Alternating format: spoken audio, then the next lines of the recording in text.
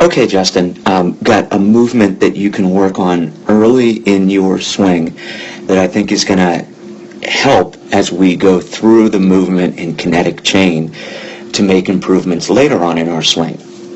And you can do this when you're doing dry reps on your own, outside of the cage, at home, and when you are engaged in deliberate practice, excuse me, when you're engaged in deliberate practice, when you are in that control process-oriented flow, it's something that I'd like you to think about. And I've been using with everybody Nolan Arenado as an example, even though there are so many different styles, but it's just a swing to talk about some of the absolute stuff, especially early on with our movements.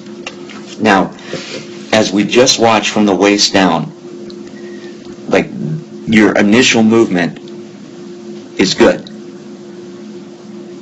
Okay? It starts off good. You're going forward, getting that back knee and back hip inside that back foot. Like, you start off good. What we want to work on, though, is like the timing out of our sequence. And let me show you something here with Nolan Arenado. Watch as he goes forward. See how late his hands go back as he gets into toe strike?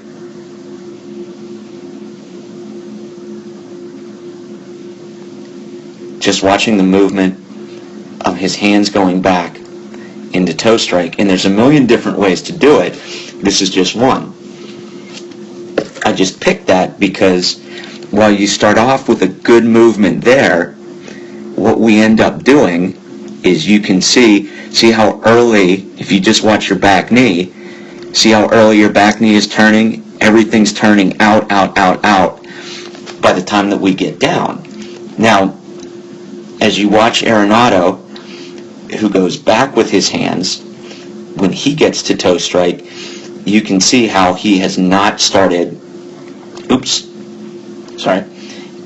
as he goes back late and gets into toe strike there. I think I went a frame too much. There. You can see the difference in how much you have turned there versus how he has not started to turn there. The other thing, as we are working on getting to the point where we see Arenado on the left, is if you look at his hands, you can see you're not bad as far as, I think you could have a little more, you have a little space between your top hand and your back shoulder. I'd like to see it more of a fist away like you see with Arenado, but you can really see the drastic difference. And we talk about really not wanting to go past a 45-degree angle. You're pretty far past that there. So as you work on the idea of getting front toe into the ground before we start to swing, front toe into the ground before we front toe into the ground before we start to swing, right there you start to turn over. You can also work on trying to get your hands slotted up more, top hand a fist away from your back shoulder and more on a 45-degree angle. The back more on a 45-degree angle. Because as you get that early movement there, as we get heel into the ground, you still do a pretty decent job with your hands being back. Let's look at Arenado with his heel into the ground. But you can see the difference in how he is still slotted up there, top hand a fist away, bat at a 45-degree angle. You've got a little bit more space, and again, the bat pretty significantly past a 45-degree angle. And that sets us up so that as Arenado gets to that immediate preparation, his hands are able to go straight out to the ball and his head's able to stay down.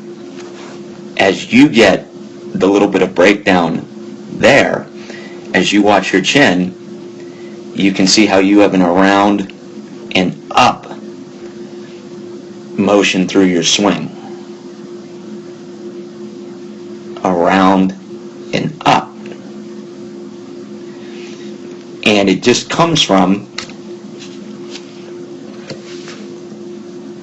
right there. As soon as we start to see that back knee coming in early, it sets us up so that we are going to go around and up. Versus Arenado, who has not started to turn as he's getting the toe strike. But then it's when that heel comes down that we start to see that back knee come in and engaging into immediate preparation instead of being opened up already like you are right there. So as you work dry reps, work on slotting up your hands, top hand a fist away from the back shoulder, that at a 45-degree angle.